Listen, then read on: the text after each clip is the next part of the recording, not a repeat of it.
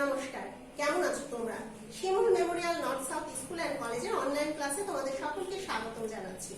অষ্টম শ্রেণীর হিন্দু ধর্ম নৈতিক শিক্ষা তৃতীয় অধ্যায় হিন্দু ধর্মের স্বরূপ ও বিশ্বাস এই ক্লাস নিয়ে আজকে উপস্থাপনায় আছি আমি অদিতি দাস, সহকারী শিক্ষক, Shimul memorial north south school and college. সুপ্রিয় শিক্ষার্থীবৃন্দ, আজকে যে তৃতীয় অধ্যায় আমরা পড়বো, এই তৃতীয় অধ্যায় পাঠ শেষে তোমরা কি কি জানতে পারবে একটা দেখে নাও। হিন্দু ধর্মের সাধারণ ও বিশেষ লক্ষণ ব্যাখ্যা করতে পারবে, হিন্দু ধর্মের ক্রম বিকাশ ব্যাখ্যা করতে পারবে, হিন্দু ধর্মের বিশ্বাস ও ব্রত পালনের গুরুত্ব ব্যাখ্যা করতে পারবে। আজকের আলোচ্য বিষয়গুলি তোমরা খাতায় লিপিবদ্ধ করে নিবে। লক্ষ্য করো, আজকে আমরা হিন্দু ধর্মের স্বরূপ, এর মধ্যে হিন্দু ধর্মের সাধারণ লক্ষণ ও বিশেষ লক্ষণ সম্পর্কে জানবো, হিন্দু ধর্মের ক্রম বিকাশ সম্পর্কে জানবো, হিন্দু ধর্মের বিশ্বাস, বর্ণভেদ, আশ্রম ধর্ম ও যুগ ধর্ম সম্পর্কে একটু জেনে নিব, আর তার সাথে ব্রত পালন, শিবরাত্রি ব্রত, ব্রত কথা এবং ব্রত পালনের গুরুত্ব সম্পর্কে আমরা আলোকপাত করব। সুপ্রিয় শিক্ষার্থীবৃন্দ, আমাদের যে অ্যাসাইনমেন্ট চলছে, এই অ্যাসাইনমেন্টের আলোকে এই ক্লাসগুলো নেওয়া হচ্ছে। সুতরাং আমরা আজকে যে ক্লাসটি করব এটা আমাদের রিভিশন ক্লাস। আমি মূল যে গুরুত্বপূর্ণ বিষয়গুলো আছে সেগুলোর উপর আলোকপাত করছি। প্রথমে আসি আমরা ধর্ম নিয়ে। ধর্ম সংস্কৃত ধৃ ধাতুর সাথে মন প্রত্যয় যুগে ধর্ম শব্দটি গঠিত, অর্থাৎ যা ধারণ শক্তি সম্পন্ন তাই ধর্ম। হিন্দু ধর্ম অত্যন্ত প্রাচীন একটি ধর্ম। অত্যন্ত প্রাচীন একটি ধর্ম হওয়ার কারণে এখানে প্রচুর বিশ্বাস রয়েছে, ধর্ম বিশ্বাস রয়েছে এবং এর কিছু স্বরূপ রয়েছে। মহাভারতের শান্তি পর্বে ধর্ম সম্পর্কে বলা হয়েছে, ধারণা ধর্ম ইত্যাহ ধর্মেন বিধৃতা প্রজা যদ ধারণা সংযুক্ত স্বধর্ম ইতি নিশ্চয়। এই যে ধারণার কথা বলা হয়েছে ধর্ম সম্পর্কে, এর মূল এবং প্রধান বিষয় হলো মানুষের প্রথম এবং প্রধান ধর্ম মনুষ্যত্ব। তোমার মধ্যে যদি মনুষ্যত্ব না থাকে তাহলে তুমি কোনো ধর্মই পালন করতে পারবে না। সুতরাং ধর্ম যে ধারণ করছে, এই ধারণের মধ্যে রয়েছে মনুষ্যত্বের শক্তি। হিন্দু ধর্মের সাধারণ লক্ষণ। আমাদের হিন্দু ধর্মে যদি আমরা মনুষ্যত্ব ধারণ করতেই চাই তাহলে আমাদের মধ্যে কিছু সাধারণ এবং বিশেষ লক্ষণ থাকা গুরুত্বপূর্ণ। মনুসংহিতায় এর সম্পর্কে সুস্পষ্ট বক্তব্য রয়েছে। মনুসংহিতায় বলা হয়েছে, হিংসা না করা, সত্যবাদী হওয়া, চুরি না করা, পবিত্র থাকা এবং সংযমী হওয়া ধর্মের লক্ষণ। তুমি হিংসা করতে পারবে না কাউকে, তোমাকে সব সময় সত্য কথা বলতে হবে, তুমি কারো কোনো জিনিস না বলে নিতে পারবে না, এবং তোমাকে সদা সর্বত মন এবং শরীরকে পবিত্র রাখতে হবে, তার সাথে সংযম সাধনা করতে হবে, অর্থাৎ তোমার যা আছে তার মধ্যে তোমার সন্তুষ্টি রাখা, এটাকে বলা হয় সংযম। এই পাঁচটা বিষয় তোমার মধ্যে থাকলে তুমি কি হিন্দু ধর্মের যে আমাদের সাধারণ লক্ষণ মনুসংহিতায় বলা হয়েছে, এই সাধারণ লক্ষণকে অর্জন করতে পারবে। হিন্দু ধর্মের বিশেষ লক্ষণ সম্পর্কে মনুসংহিতায় কি বলা হয়েছে যদি আমরা দেখতে চাই তাহলে দেখতে পাই যে চারটি বিষয় সম্পর্কে বলা হয়েছে। বিশেষ লক্ষণের মধ্যে রয়েছে বেদ, স্মৃতিশাস্ত্র, সদাচার আর বিবেকের বাণী। আমরা জানি আমাদের প্রথম এবং প্রধান ধর্মগ্রন্থ বেদ। বেদ কিন্তু আমাদের ধর্ম আচরণ এবং জীবন আচরণ সম্পর্কে সম্পূর্ণরূপে আলোকপাত করেছে। এই বেদের বিভিন্ন যে শিক্ষা রয়েছে সেই শিক্ষা থেকে আমরা কি করতে পারি, এই বেদের শিক্ষা থেকে আমাদের জীবনের বিভিন্ন বিষয়ে আলোকপাত করতে পারি এবং আমাদের জীবন আচরণ নিয়ে আমরা আলোচনা করতে পারি।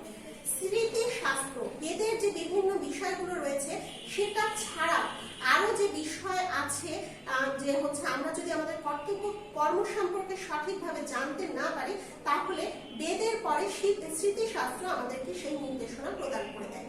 সদাচার, সবসময় সঠিক আচার, সৎ পথে থাকা, এই সদাচার আমাদেরকে সেই নির্দেশনা দেয়।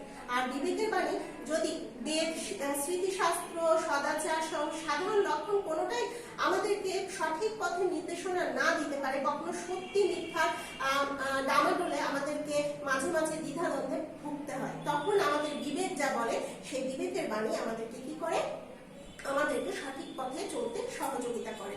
সুতরাং বেদ, স্মৃতিশাস্ত্র ও সদাচারের পরে যদি ধর্ম অধর্ম নির্ণয় দুরূহ হয়ে যায় তখন আমাদেরকে বিবেকের আশ্রয় নিতে হয়।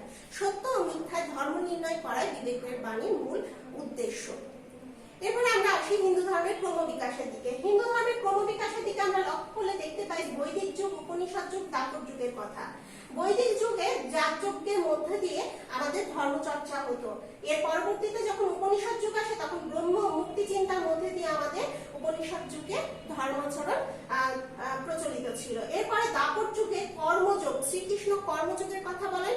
পরবর্তীতে আধুনিক যুগে আসে ভক্তিবাদ অর্থাৎ বৈষ্ণব মত, এবং সবশেষে আমাদের বর্তমান সমাজে কিছুটা হিন্দু ধর্ম এবং কিছুটা নিরাকার ব্রহ্মের আচরণে পরবর্তীতে প্রতিষ্ঠিত হয় ব্রাহ্ম সমাজ। আমরা যদি একটু ছবি দিকে লক্ষ্য করি তাহলে বৈদিক যুগে যাগযজ্ঞ এবং উপাসনা তথা ধ্যানের মধ্যে দিয়ে কি হতো, আমাদের বিভিন্ন ধর্ম আচরণ আমরা পালন করতাম। হিন্দু ধর্মের ক্রমবিকাশে যদি উপনিষদ যুগের কথা দেখতে যাই তাহলে গুরুর নিকট বসে বিভিন্ন জ্ঞান চর্চা এবং জ্ঞানে মোক্ষ লাভের পথ অনুসন্ধান করা, এটা ছিল এই যুগের প্রধান ধর্ম আচরণ। দ্বাপর যুগে শ্রীকৃষ্ণ কর্মযোগ সম্পর্কে এবং কর্তব্য পালন সম্পর্কে বলে গেছেন, যা আমরা গীতায় দেখতে পাই। এবং হিন্দু ধর্মের ক্রমবিকাশে যখন আধুনিক জগতে আধুনিক যে যুগের কথা যদি আমরা ধরতে যাই, যেমন বর্তমানে আমরা কলি যুগে বাস করছি, এই যুগে শ্রী চৈতন্য ভক্তিবাদের কথা বলে গেছেন। তিনি জীব সেবা এবং জীবের প্রেমের উপর কি দিয়েছেন, গুরুত্ব আরোপ করেছেন। এবং পরবর্তীতে রাজা রামমোহন রায় এবং তার সাথে বিবেকানন্দ, শ্রী রামকৃষ্ণ পরমহংসদেব তিনজনের যৌথ প্রচেষ্টায় আমাদের হিন্দু সমাজের যে একটা আধুনিক রূপ ব্রাহ্ম সমাজ প্রতিষ্ঠিত হয়। এখানে নিরাকার ব্রহ্মকে নিয়ে আলোচনা করা হয়। এখানে বলা হয় আমরা কোনো সাকার দেবদেবীর উপাসনা করব না। এর পরবর্তীতে হিন্দু ধর্মের বিশ্বাস নিয়ে যদি কথা বলতে চাই তাহলে আমাদের কিছু বিশ্বাস প্রচলিত রয়েছে। মনুসংহিতা সহ বিভিন্ন গ্রন্থে যুগে যুগে বিশ্বাস যে পরিবর্তিত হয়েছে সেটা কিন্তু রূপরেখা আমরা দেখতে পাই। আর ভক্তির সাথে বিশ্বাসের ঘনিষ্ঠ একটা সম্পর্ক রয়েছে, যে কারণে আমরা যখন সমর্পিত হচ্ছি তখন এই সমর্পণের সাথে সাথে আমাদের বিশ্বাসের পরিবর্তন হচ্ছে। যেমন দেখো, বর্ণভেদের কথা বলা হয়েছে। বেদ, গীতা উভয় ধর্মগ্রন্থে বর্ণভেদের কথা বলা হয়েছে যে তুমি যা কাজ করবে সেটার উপর নির্ভর করবে তোমার বর্ণ। কিন্তু বর্তমান যুগে আমরা বর্ণ বুঝি কি কোনটাকে, আমরা বংশ পরম্পরায় দেখা যাচ্ছে বর্ণটাকে ধরে নিচ্ছি যে এটা আমার ধর্ম। যে ব্রাহ্মণের ঘরে জন্মগ্রহণ করছে সে ব্রাহ্মণ হিসেবে বিবেচিত হচ্ছে, কিন্তু আমাদের ধর্মগ্রন্থ যেটা বলছে, আমাদের বেদ এবং গীতা বলছে যে না, এটাকে আমরা বর্ণভেদ বলতে পারি না। আমরা কিভাবে বর্ণভেদ করতে পারি, একজন কিভাবে কাজ করছে, একজন কিভাবে তার জীবিকা নির্বাহ করছে, কিভাবে তার জীবন নির্বাহ করছে, সেটার উপর নির্ভর করে বর্ণভেদ। যেমন তুমি যখন ব্রহ্মগুণ এবং সত্যগুণ লাভ করবে, জ্ঞান অর্জন করবে, তখন তোমাকে বলা হবে ব্রাহ্মণ।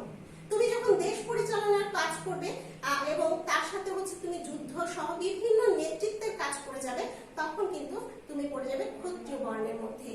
তুমি যখন ব্যবসা বাণিজ্যের মাধ্যমে জীবিকা নির্বাহ করবে তখন তুমি হবে বৈশ্য, এবং তুমি যখন শ্রমজীবী হবে, নিজের শ্রম দিয়ে যখন তুমি জীবিকা নির্বাহ করবে তখন তুমি হবে শূদ্র। একজন প্রাচীন যুগে বিভিন্ন বেদ এবং বিভিন্ন ধর্মগ্রন্থ থেকে আমরা দেখতে পাই যে একজন ব্রাহ্মণের ঘরে যখন তার পুত্র চিকিৎসক হিসেবে সেবা দান করেন তখন তিনি কি হন, শূদ্র হন। যখন তার কন্যা ব্যবসা বাণিজ্য বা কিছু বেচা বিক্রির সাথে যুক্ত হন তখন তিনি হন বৈশ্য। সুতরাং বর্ণভেদ নিয়ে আমাদের মধ্যে যে অন্ধকার একটা ধারণা রয়েছে যে আমরা যার ঘরে জন্মগ্রহণ করব সেটাই আমার বর্ণ হবে, সেই ধারণাটা আসলে ভুল। এরপরে আশ্রম ধর্ম। আশ্রম ধর্ম হিন্দু সমাজের একটি বিশেষ দিক। প্রাচীনকালে ঋষিগণ মানব জীবনকে 4টা পর্যায়ে ভাগ করেছিলেন। এই 4টা পর্যায়ে ছিল ব্রহ্মচর্য, গার্হস্থ্য, সন্ন্যাস, বানপ্রস্থ। ব্রহ্মচর্য সহ এই যে 4টা যে অংশ আমরা দেখছি, এই 4টা অংশকে একত্রে বলা হয় চতুরাশ্রম। 4টা আশ্রম বলা হয়, জীবনের 4টা পর্যায়কে 4টা আশ্রম বলা হয়। আর এই চতুরাশ্রমে আমরা যে ধর্ম পালন করি সেটাকে বলা হয় আশ্রম ধর্ম। চতুরাশ্রমে আমরা কিভাবে ধর্ম পালন করছি, আমাদের সমগ্র জীবনকে যদি 100 বছরে ভাগ করা হয় তাহলে দেখা যাচ্ছে যে 25 বছর করে আমরা 4 ভাগে বিভক্ত করলে এক একটা অংশে 25 করে পাচ্ছি। এই 25 বছর, প্রথম 25 বছর আমাদের কাটবে গুরুগৃহে অর্থাৎ ব্রহ্মচর্য আশ্রমে, তারপরে 25 বছর কাটবে গারস্থতে অর্থাৎ বিবাহ বন্ধনে আবদ্ধ হয়ে গারস্থ রীতি আমরা অবলম্বন করব। তার পরবর্তী বানপ্রস্থ অর্থাৎ এখানে আমরা ঈশ্বর সাধনা করব, ঈশ্বর সাধনার মাধ্যমে মোক্ষ লাভের পথ খুঁজে নিব এবং বনে বা সংসার থেকে দূরে থেকে আমরা ঈশ্বর সাধনার কাজটি করব, এটাকে বলা হয় বানপ্রস্থ। এবং সব শেষে যখন ঈশ্বরকে দর্শন বা আমার যে জীবনের মোক্ষ লাভ, সেই শেষের পর্যায়ে যখন আমরা পড়ে যাব, আমাদের শেষ 25 বছর আমরা সন্ন্যাস নিয়ে সন্ন্যাসে অতিবাহিত করব। এই আশ্রম ধর্ম হিন্দু ধর্মের কিন্তু মূল যে বিশ্বাস, সেই বিশ্বাসের একটা ভিত্তি। এরপর আসি আমরা যুগ ধর্মে, যে আশ্রম ধর্মের কথা প্রথম বলা হয়েছিল বৈদিক ধর্মে। হ্যাঁ, বৈদিক যে যুগ ছিল সেই যুগে বলা হয়েছিল। তারপরে বিভিন্ন ধরনের যুগ আসছে। এই যুগ ধর্মের দিকে আমরা যদি তাকাই তাহলে 4টা যুগ ধর্মের কথা নির্দিষ্ট করা হয়েছে। যেমন কর্তব্য, কর্ম, ধর্মাচারের নির্দেশনা নিয়ে এই যুগগুলোতে বিভিন্নতা রয়েছে। এই 4টা যুগ কি কি? সত্যযুগ, দাপর যুগ, সত্যযুগ, ত্রেতা যুগ, দাপর যুগ, কলিযুগ। বর্তমানে আমরা কলিযুগে বাস করছি। দেখে নাও, সত্য যুগে ছিল তপস্যা, সত্য যুগে প্রধান ছিল তপস্যা। ত্রেতা যুগে জ্ঞান লাভ বা জ্ঞান অর্জন ছিল প্রধান। দাপর যুগে যাগযজ্ঞটাই প্রধান হয়ে দাঁড়ায়। কলি যুগে দানটাকে প্রধান ধরা হয়।